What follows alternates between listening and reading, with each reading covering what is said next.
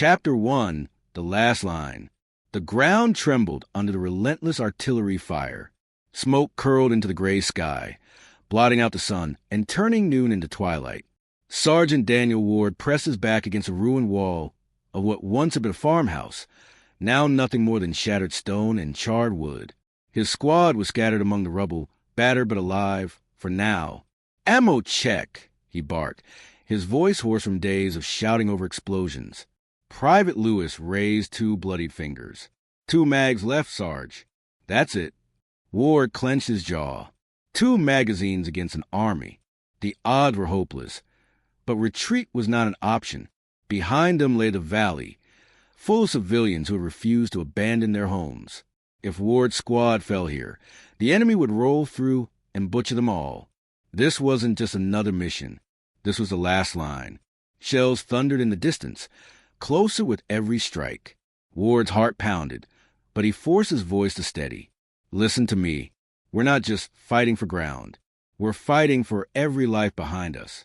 If we break, they die. And I swear," his eyes swept over the tired, mud-streaked faces of his soldiers, "I will not let that happen. Not while I still breathe." A silence followed, broken only by the whistle of incoming fire. Then, one by one, the soldiers nodded. Private Lewis, Corporal Reyes, the medic Turner, even the rookie, barely 19, who had been trembling since dawn. They were beaten down, starving, running low on everything. But Ward's words had lit a fire in them, small but defiant. The enemy's horn sounded across the field, an eerie, ancient roar that sent a chill crawling up Ward's spine. They were coming. Positions. Ward shouted, "Let's show them hell." The first wave came charging to the smoke, armored vehicles rumbling, soldiers swarming like shadows. The squad unleashed a storm of bullets, every shot counting. The recoil bruised their shoulders, the air filled with the acrid stench of gunpowder. Men screamed. Explosions ripped craters in the earth. But Ward's line held. A rocket slammed into the farmhouse, showering them with debris. Ward dragged the rookie out from under the rubble, blood running down his own temple. "On your feet, soldier. The fight's not over until we say it's over." The boy's eyes widened, fear and courage colliding.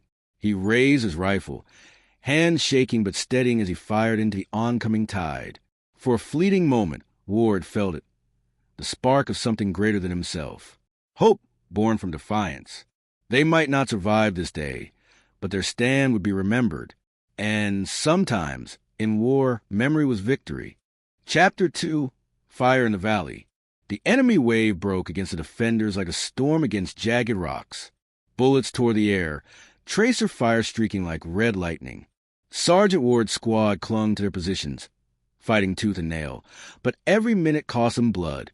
Private Lewis cried out, clutching his arm where shrapnel had torn through flesh. Medic Turner rushed to him, sliding across the mud on his knees. "Hold still, I've got you." Turner's hands worked quickly, wrapping the wound even as shells exploded around them. "Don't waste time." Lewis groaned through clenched teeth. "Save the rookie instead. I'm done for." "Shut it!" Turner snapped, fierce eyes flashing. "Nobody's done until I say so." Ward caught that exchange and felt a pang in his chest. He had seen it before. Soldiers losing hope, surrendering to despair before death even claimed them. That was a real enemy, not the soldiers charging at them, not the tanks rolling closer. It was a whisper of surrender inside the mind.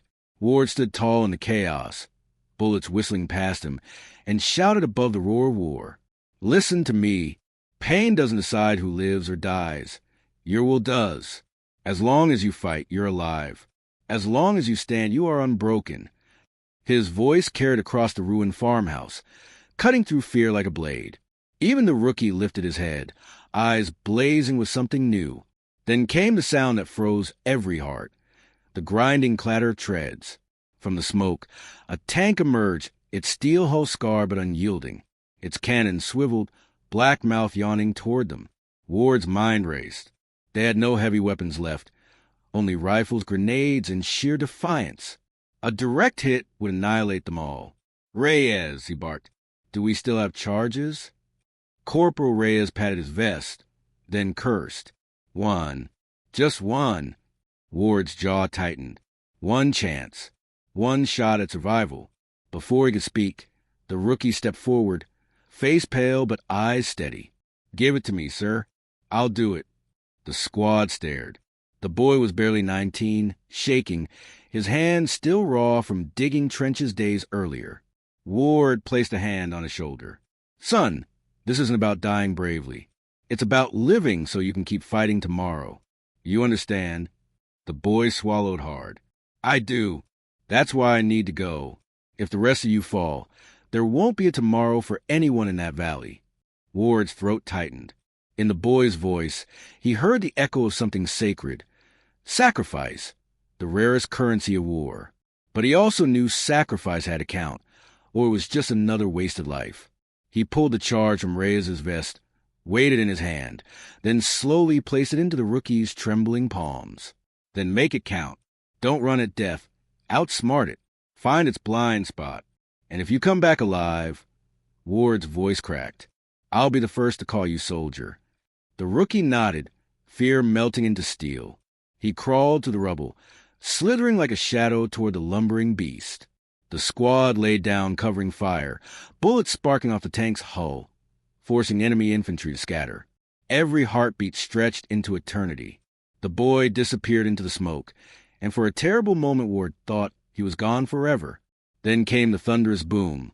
The tank shuddered, flames belching from its underbelly as the charge detonated. The rookie stumbled back into view, face smeared with soot, uniform torn but alive.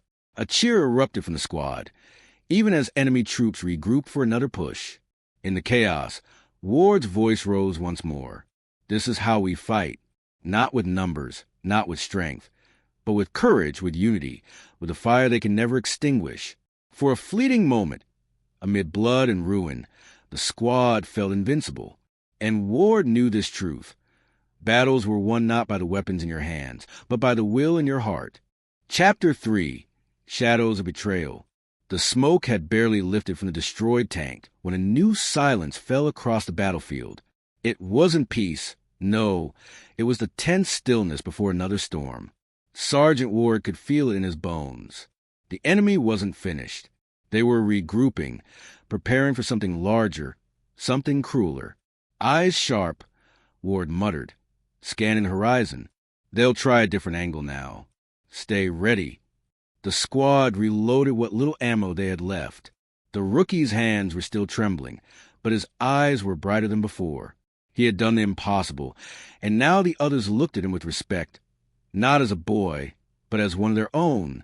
Then, through the haze, a figure appeared, a man in the uniform of their own army, stumbling toward them with a limp, rifle slung loosely over his shoulder.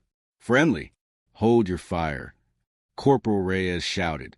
The man collapsed at their feet, face caked with dirt and blood. They hit our flank," he gasped. "I barely made it out." Ward crouched beside him, studying his insignia. He was a lieutenant from another company, supposedly wiped out days ago. "You're lucky," Ward said, suspicion prickling his gut. "Too lucky." The lieutenant looked away, avoiding his eyes. And in that hesitation, Ward knew something was wrong. Moments later, the sound of engines roared behind them. Enemy vehicles, inside their defensive perimeter. They had been flanked not by chance, but because someone had shown the enemy the way. "Betrayal," Reyes hissed, fury in his voice. The lieutenant's silence was answer enough. The squad opened fire as enemy soldiers poured in from behind. Chaos erupted. Bullets from both directions, men scrambling for cover. The farmhouse reduced to rubble. Private Lewis, still wounded, was caught in the crossfire. Ward dubbed to drag him back, but a burst of fire struck Lewis in the chest. Blood blossomed across his uniform. His eyes met Ward's for a single, heart-wrenching moment before fading into emptiness. "No!" Turner screamed, tried to crawl to him, but Ward held him back. "He's gone, medic. We can't waste this chance. Focus." But inside, Ward felt the crushing weight of guilt. He had promised his men that as long as they stood, they would survive. And now Lewis was gone, because betrayal had opened the gates. The rookie's voice cut through the carnage, trembling but fierce. "We can't let this break us. If we fall apart now, Lewis died for nothing." Ward looked at him, stunned.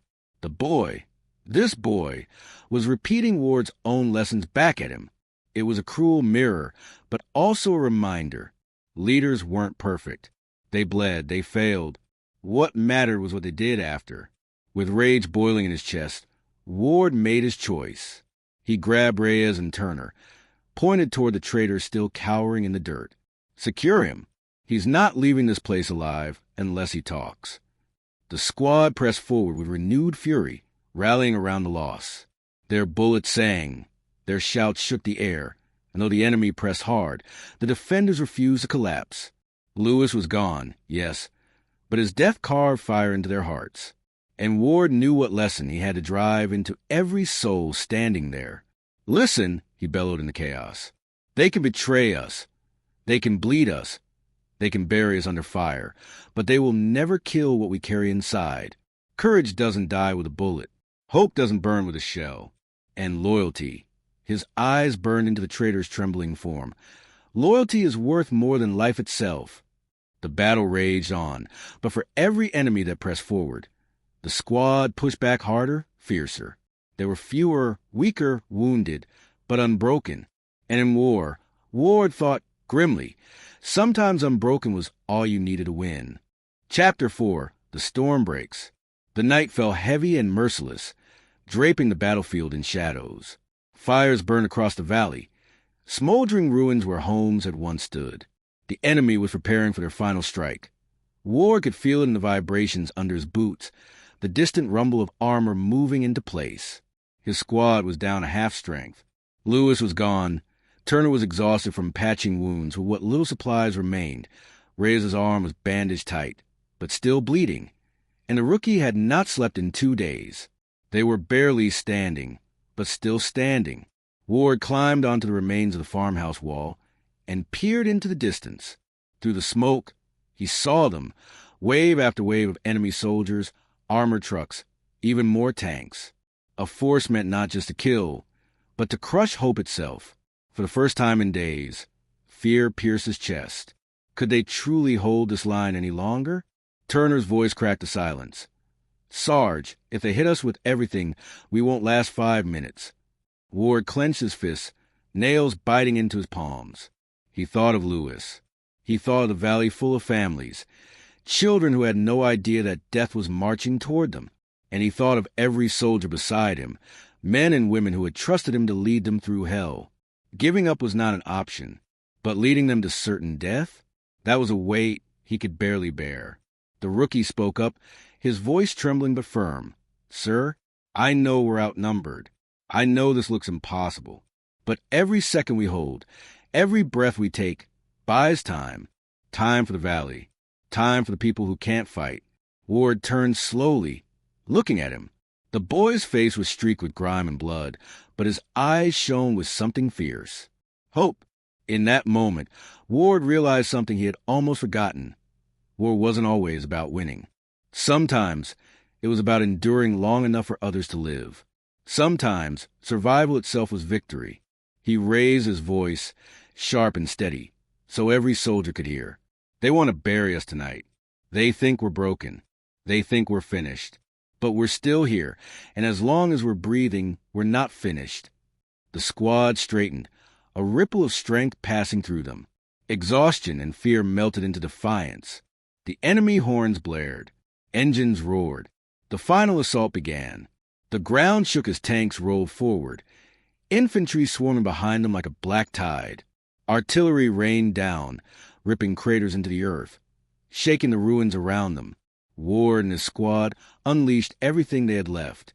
Bullets streaked through the night. Grenades exploded in flashes of fire. Battle cries tore through the smoke. They fought like men possessed, like warriors who had nothing left to lose. But the enemy was endless. For every soldier they felled, 3 more appeared. The farmhouse wall finally collapsed under pounding, burying Reyes under stone. Turner and the rookie scrambled to dig him free, even as bullets hissed around them. "Go!" Reyes roared, pinned and bleeding. "Save yourselves." No! The rookie shouted, voice breaking. We don't leave anyone behind. Together, with raw strength born of desperation, they pulled Reyes free. His face was pale, but his eyes burned with gratitude. Then the sky split with light. At first, Ward thought it was another shell, but the sound was different. A shrieking whistle, followed by a distant thunder. Artillery! Their artillery. Reinforcements. From the ridge behind them, friendly guns opened fire, blasting the enemy ranks. The black tide faltered, tanks shuddering under barrage. For the first time, the enemy's advance slowed. Ward's heart surged. They had done it. Against impossible odds, they had held long enough. He raised his rifle, shouting above the roar, "This is our moment!" Push them back. Drive them into the ground. His squad rallied with the last of their strength, surging forward through smoke and fire.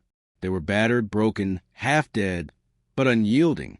And as the first rays of dawn pierced the horizon, Sergeant Ward knew the truth of war. Sometimes victory was not about glory or even survival. It was about holding the line long enough for hope to arrive. Chapter 5, The Price of Dawn. The guns finally fell silent. Smoke drifted over the valley like a funeral shroud, thick with the stench of burning metal and blood. The rising sun revealed what the night had hidden. The battlefield was a graveyard. Craters yawned open like scars across the earth, bodies, friend and foe alike, strewn across the mud. Sergeant Ward stood among the ruins, rifle hanging loosely in his hand. His ears rang from hours of fire, but it was a silence that weighed on him now, a silence filled not with peace, but with absence. Reyes leaned against a broken beam, his face gray from blood loss.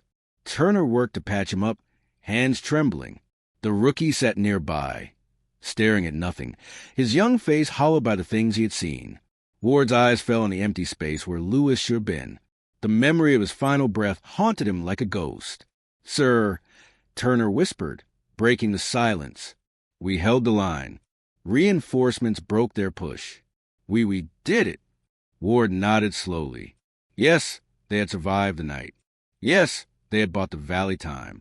But his chest felt hollow. The cost had been too high. Then his gaze fell on the prisoner, the lieutenant who had betrayed them. He sat bound against the rubble, head lowered, eyes full of shame and fear. Reyes spat the ground. "We should shoot him now. Save the court-martial the trouble." The rookie looked up sharply. "But isn't justice more than revenge?" The words hung heavy in the air. Ward studied the boy. His voice trembled, but his conviction was clear. After everything he had endured, after seeing death and betrayal firsthand, he still believed in justice. That spark of humanity. Ward wondered if he himself had lost it. He approached the prisoner, kneeling until their eyes met. "You sold us out. You sent good men to their deaths. Why?" The lieutenant swallowed hard. "Fear. I thought if I gave them what they wanted, I might live." Ward's stomach twisted. Fear. So simple, so human. He could almost understand it. But understanding didn't erase the blood on his hands. He stood, turning to his squad. "If we kill him here, we're no better than the ones we fight. Let the court decide his fate. Our duty is to defend life, not throw it away in anger." Reyes scowled, but Turner nodded. And the rookie's eyes shone with pride. Ward realized then that the boy wasn't just learning from him. They were all learning from each other. Leadership wasn't about being perfect. It was about holding on to the right path, even when anger tried to drag you into the dark. He raised his voice, addressing his weary soldiers. "Remember this day. Remember every loss, every scar, every tear. Not for revenge, not for hate, but as a reminder of why we fight. Courage is not the absence of fear. It's a decision to do what is right despite fear. Lewis died with courage. We live with it now. And as long as we carry that, we cannot be defeated." The valley lay quiet, spared for now. The squad was broken, but not destroyed. And in the rookie's determined gaze, Ward saw the future. A generation that might fight differently, not for glory or power, but for the simple, stubborn belief that humanity was worth protecting. Dawn had come, but its light revealed a truth carved in blood. Victory without honor is no victory at all. Ashes of Valor. Chapter 6. Echoes of the Fallen. Word of their stand spread faster than the smoke had cleared.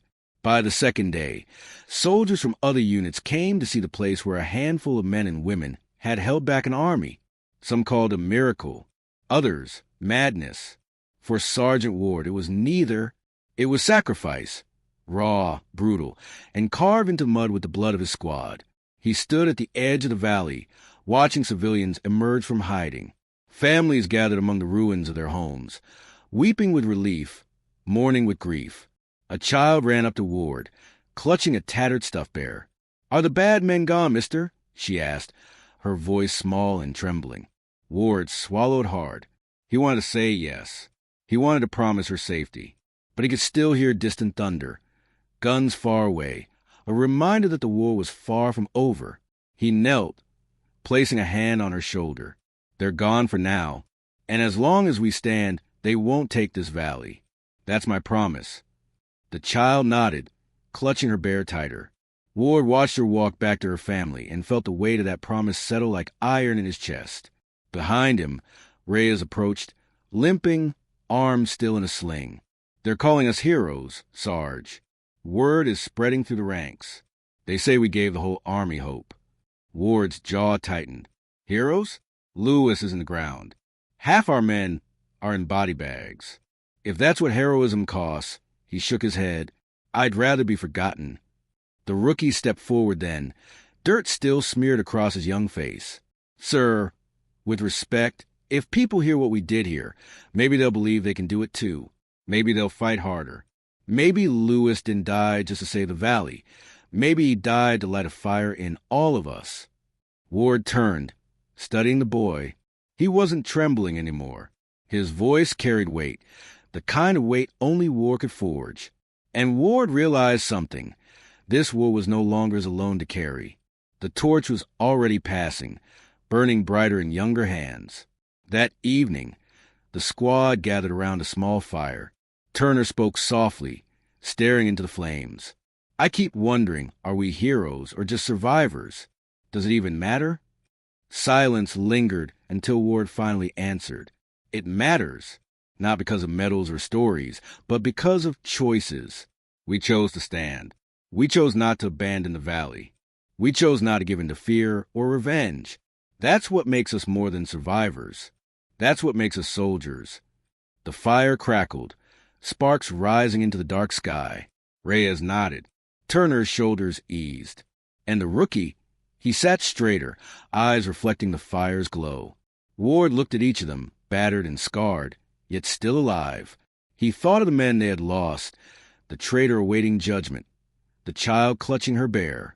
And he knew battles might be fought with weapons, but wars were won with hearts. Chapter 7. The Gathering Storm. The valley had been quiet for 3 days. Too quiet. At first, the silence felt like peace. Birds returned to the trees. Streams ran clear again. Families emerged from cellars, patching roofs, burying their dead, trying to stitch life back together. For a moment, it seemed as though we had finally moved on. But Ward knew better. On the 4th day, scouts returned with grim news. "They're regrouping," one reported. "The enemy wasn't broken, just delayed. They're massing forces on the northern ridge.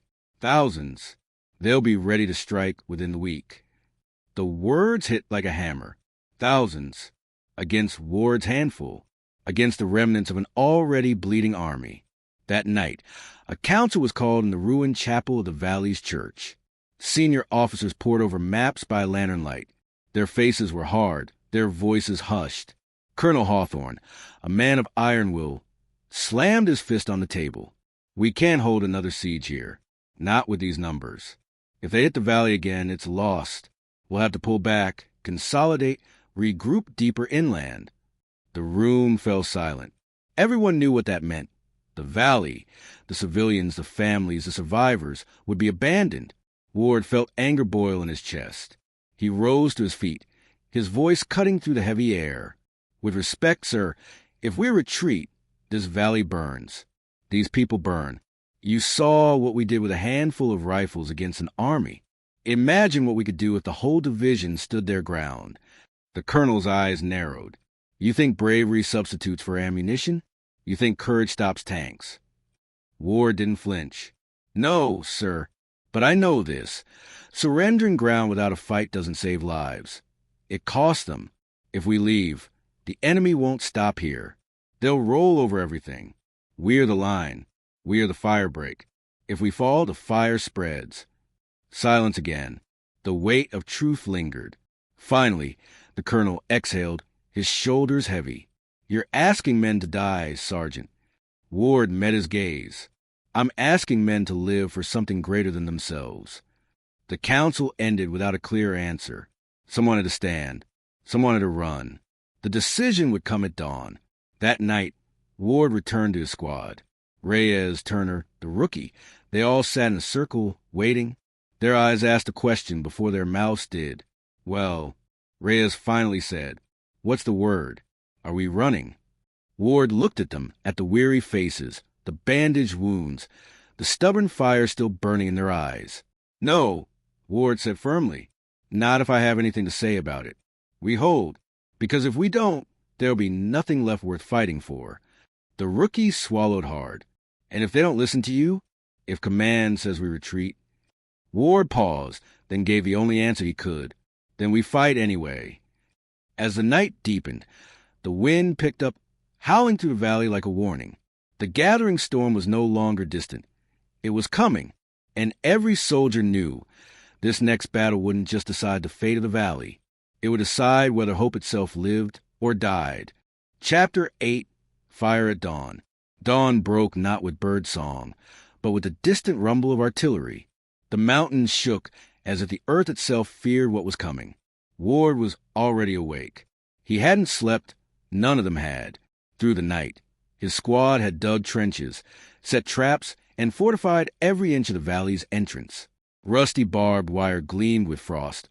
Mines were buried in the soil, and machine guns were positioned to cover choke points. The men were silent, focused.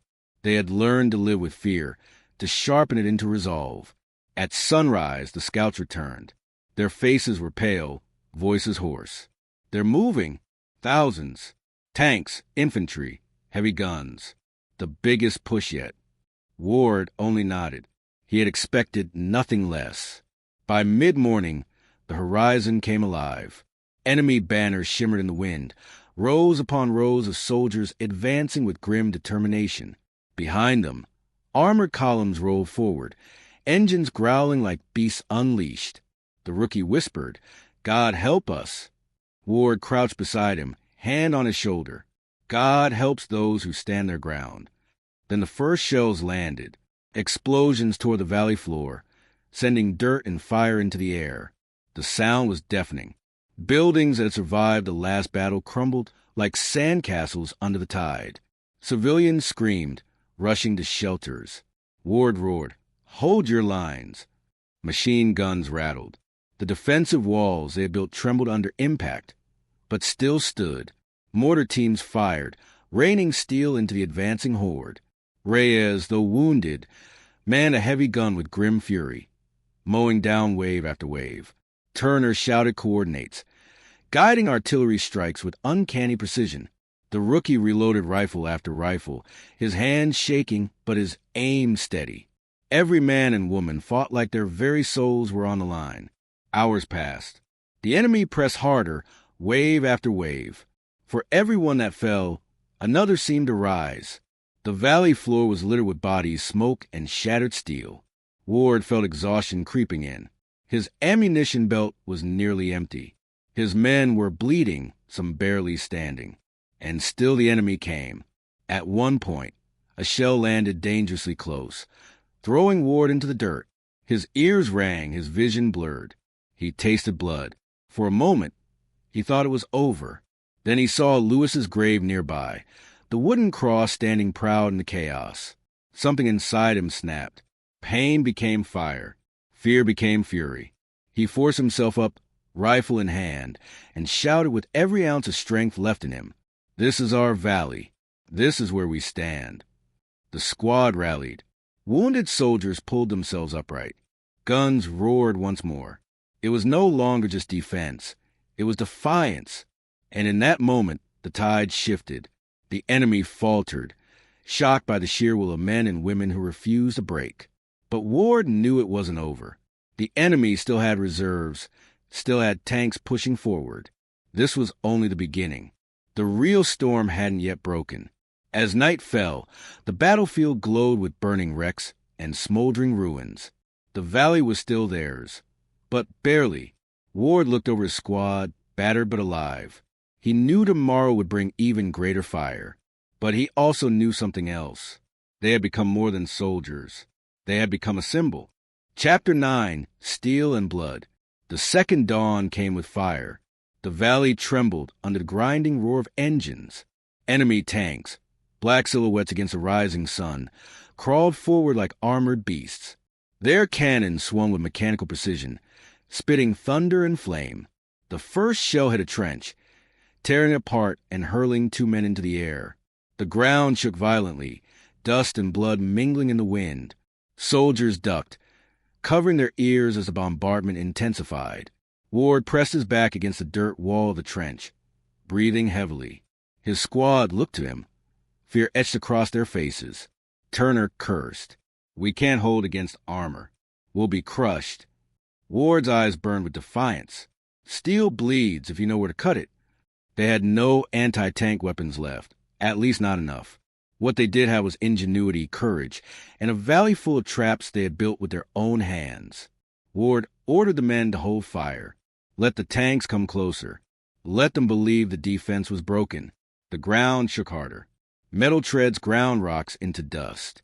The first tank pushed through the barbed wire, crushing it under its weight. Another followed, then another, until a line of steel monsters advanced into the valley. The rookie whispered, "They're unstoppable." Ward's jaw tightened. Nothing is unstoppable. At his signal, the hidden charges detonated. A deafening blast erupted beneath the lead tank. The earth split open, swallowing a hole. Flames burst from its hatches as the crew inside screamed. The tanks behind swerved, confused, some colliding with each other. That was the moment. Now! Ward bellowed. Molotovs flew, bursting into sheets of fire across steel hulls. Men with satchel charges dashed forward, braving gunfire, throwing explosives under treads.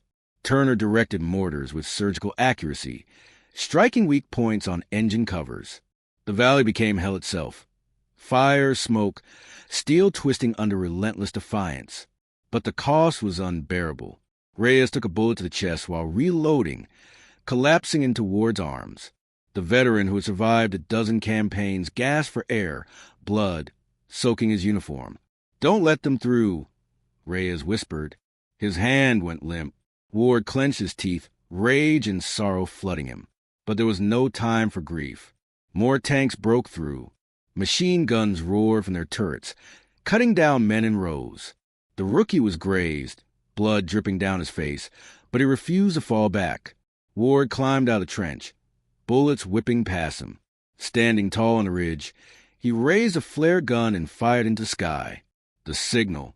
From the cliffs above, massive boulders, prepared days earlier, were released. They thundered down the slopes, smashing into steel beasts, flipping them onto their sides. Some tanks exploded. Others lay crippled, their tracks mangled. The enemy advance stalled. The survivors, Ward's exhausted, bloodied fighters, roared in triumph. When the smoke cleared, the valley floor was littered with burning wrecks and broken men. Ward stood among them, chest heaving, uniforms scorched and torn. His squad was smaller now, too small. Dozens lay dead.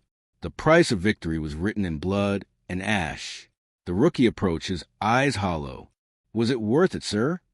Ward looked at the wreckage, at Reyes's body, at the graves yet to be dug. His voice was low but firm. "If freedom survives one more day, then yes. Every day we hold, we prove the human spirit cannot be crushed by steel." That night, the valley burned like a scar under the stars. And Ward knew, tomorrow, the enemy would come again. Stronger, angrier. But so would they, because courage was the only weapon that never ran out. Chapter 10, The Weight of Silence.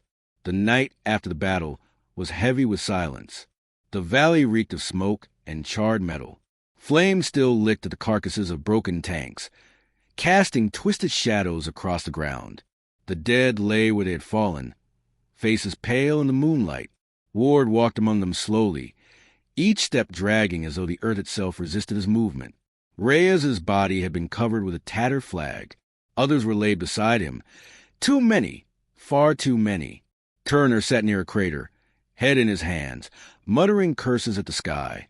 The rookie stared blankly into the distance, his eyes hollow, lips trembling, but no tears came. Grief was too deep for tears. For the first time, Ward felt the crushing weight of command. Not the orders, not the strategies, but the lives that had depended on him, and the lives he could not save. At dawn, the survivors gathered in the ruined trench. Their uniforms were torn, their bodies bruised, their spirits broken. Nobody spoke. The silence was worse than any bombardment. Ward climbed onto the ridge, his figure silhouetted against the pale morning light. His chest burned with exhaustion, his throat raw from smoke and shouting, but he forced his voice to rise. "I know what you're thinking," he began, his voice rough, almost breaking. "You're thinking it wasn't worth it, that no victory justifies this." The men looked up, eyes filled with despair. Ward took a long breath. "You're right. No victory can bring back the dead. No medal, no speech. No flag can replace what we've lost." A pause. Then his tone sharpened, hard as steel. "But listen to me.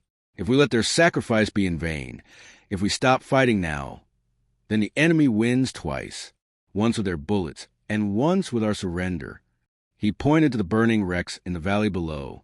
"Look at what we did with nothing but courage, fire, and determination. They sent their steel monsters, and we broke them.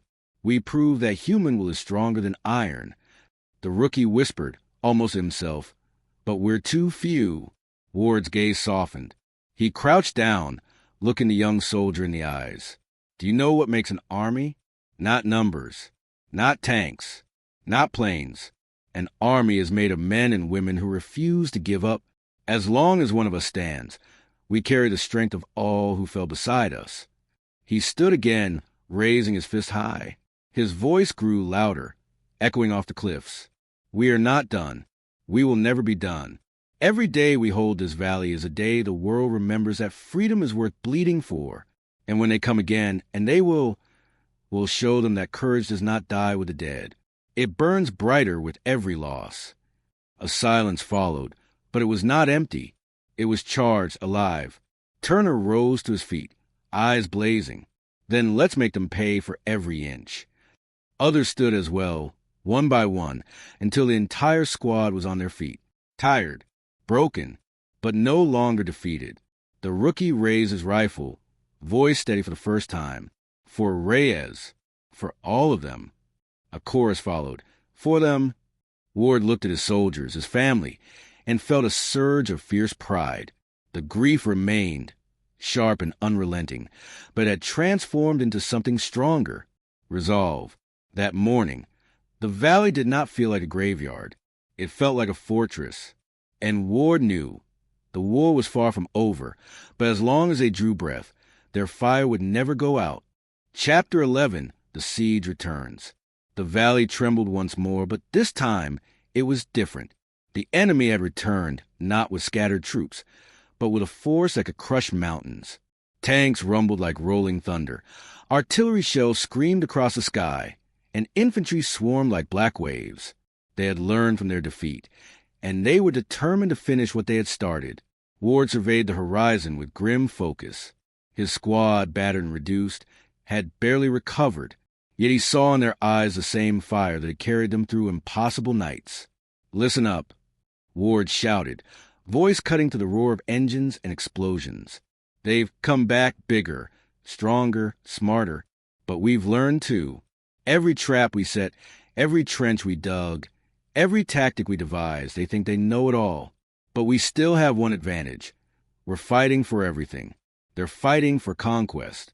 We're fighting for life itself." The squad nodded. Turner checked the mortars. Reyes reloaded the heavy gun despite his lingering wound, and the rookie adjusted his rifle, jaw set with determination. Ward had devised a strategy. The valley's natural terrain, combined with hidden traps and explosive charges, would channel the enemy into kill zones. They would hit the tanks with satchel charges at weak points, collapse narrow passes to crush infantry, and force the enemy into chaos before retreating into prepared fallback positions. It was dangerous. It was risky, but it was all they had. Positions. Ward ordered. Hold nothing back. Aim for weak points. Protect the valley. Protect each other. We either stop them here or we die trying. The first wave arrived. Tanks thundered forward, crushing barbed wire and obstacles. Infantry advanced, firing relentlessly. Ward's squad opened fire, targeting engine compartments, tracks, and vulnerable flanks. Explosions ripped through the enemy lines. Tanks toppled. Soldiers scrambled. The valley erupted into fire and smoke, a symphony of destruction orchestrated by human courage. Hours passed like minutes. Ward moved from position to position, directing fire, checking on wounded soldiers, issuing orders with precision. Every decision carried weight. Every mistake could be fatal. At one point, a tank breached a flank. The rookie fired satchel charges, hitting it just below the turret. The tank erupted in flames, but in the blast's backdraft, the boy was thrown backward, pinned under debris. Ward and Turner raced to free him. "Get up!" Ward shouted, pulling rubble off the rookie's legs. "This fight isn't over yet." The boy coughed, blood streaking his face, but got to his feet. "Sir, I'm still standing." Ward smiled grimly. "Good. That's all I ask." By nightfall, the enemy's advance had slowed to a crawl. Ward's tactics had turned overwhelming numbers into chaos. But the valley floor was scarred, bodies piled in every trench and crater. Every victory had a price. Ward gathered a squad on the ridge. "Look at what we've done," he said, voice steady despite exhaustion. "They thought they could take this valley, break our spirit, and erase us from history. But here we are, scarred, broken, but alive, stronger than they ever imagined." Turner nodded. "We've made them pay, but at what cost?" Ward looked at the valley, at the burned tanks, at the graves of friends, and then back at his soldiers. The cost is always high, but courage, unity, and sacrifice are worth every drop of blood. Remember this night. Remember that even when faced with impossible odds, the human spirit can defy everything.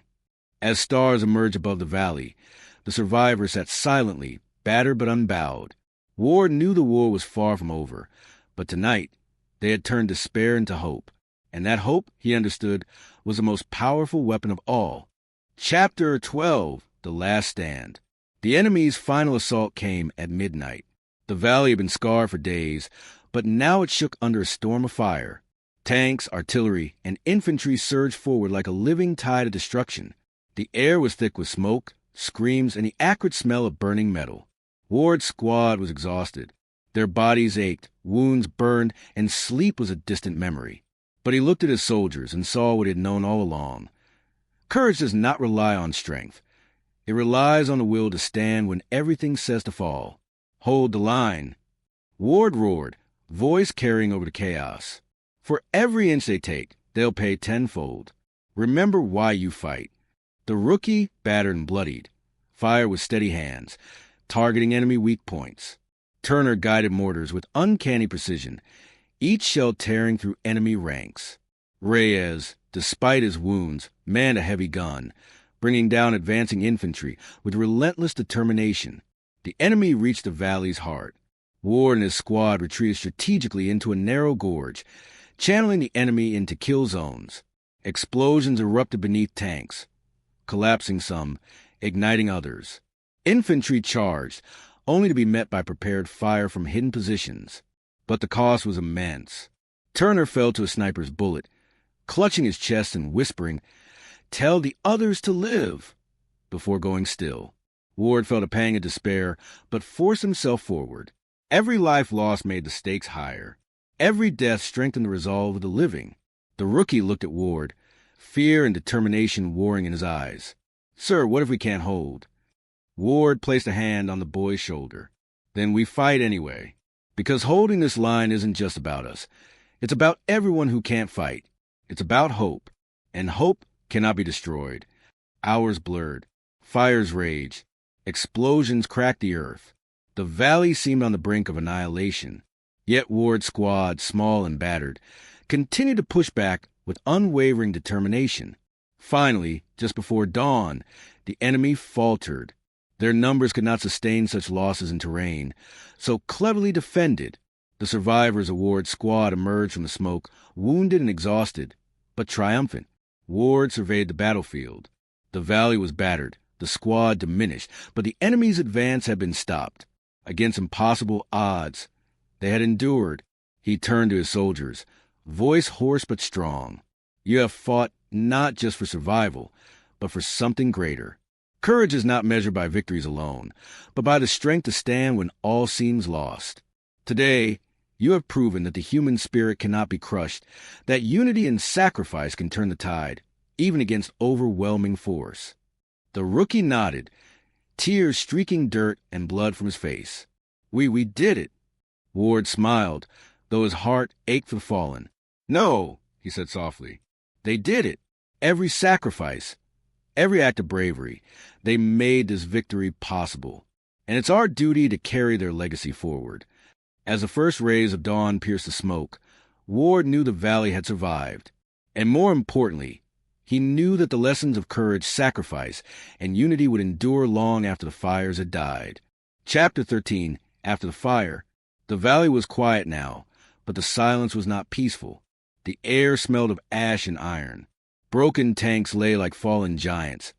Trenches were filled with debris, and the earth itself bore scars of the relentless battle. Ward walked slowly among the remnants, his squad beside him, each step a reminder of the cost of survival.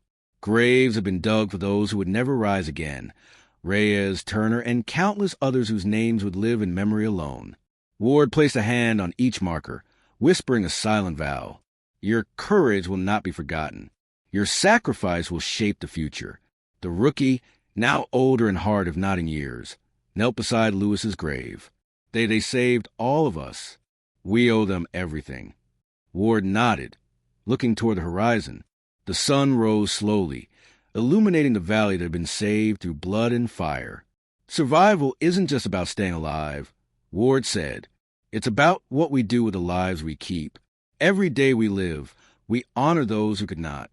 News of their stand spread far and wide. Soldiers and civilians alike spoke of the small squad who had held a valley against overwhelming odds.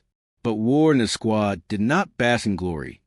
They remembered the cost, and in their hearts, they mourned every fallen comrade. The valley began to heal. Homes were rebuilt, fields replanted. Children returned to play among the ruins, laughter slowly replacing the echoes of artillery. Ward and his squad helped the survivors, teaching them that courage, unity, and perseverance could overcome even the darkest of times. One evening, as Ward sat overlooking the valley, the rookie approached.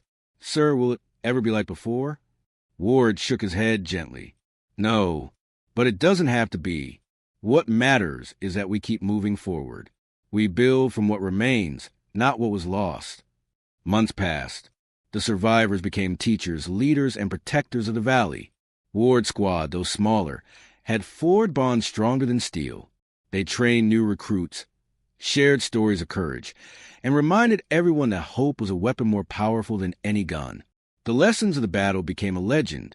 Bravery is measured not by absence of fear, but by action in spite of it. Unity and trust can withstand forces greater than any army. Sacrifice gives life meaning, and courage creates a legacy that outlives even death. Ward often returned to the ridge where the first battle had begun. Looking out the valley bathed in sunlight, he thought of every soldier who had fallen, every enemy defeated, and every life that had been preserved.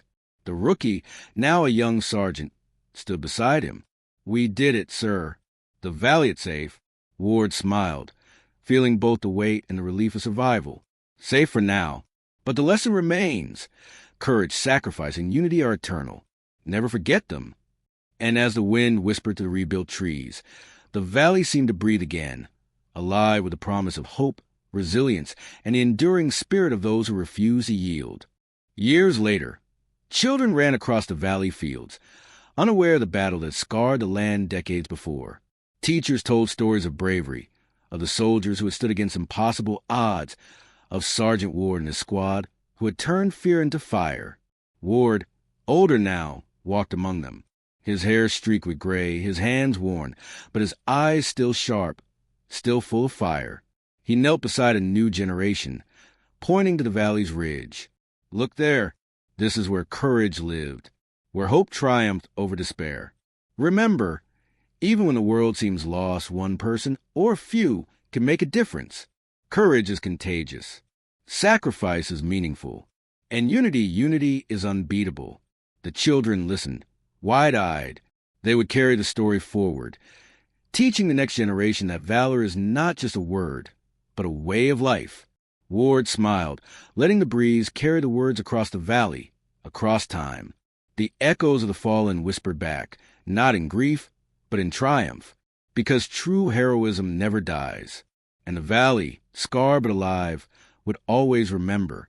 If you liked it, don't forget to subscribe.